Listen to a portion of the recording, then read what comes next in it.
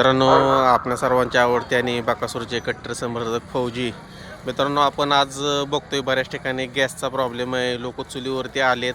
बऱ्याच हॉटेल व्यावसायिकांनी हॉटेल बंद केली का तर गॅस मिळत नाही.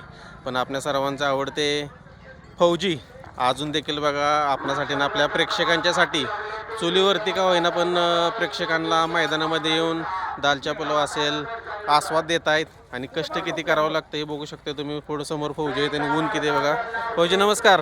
नमस्कार. काय सांगाल आता पूर्ण आज घामानं भरलाय.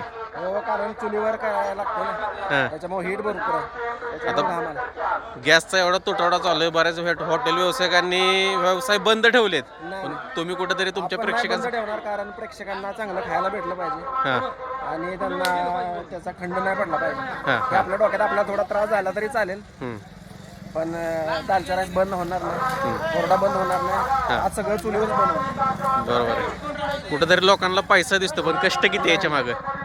माणसाला हे बघितलं पाहिजे लोकांनी. हां, सोपं नाही, जेवढं दिसतं तसं नसतं, लई मेहनत आहे त्याच्यात. मित्रांनो बघू शकता फौजी आहेत आणि पूर्ण सेटअप बघा जवळपास 2 चुली लावलेत.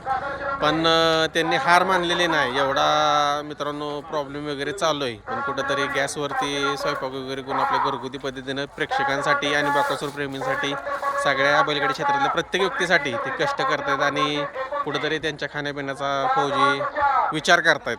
हेच मोठं मित्रांनो भाग्य म्हणावं लागेल. धन्यवाद.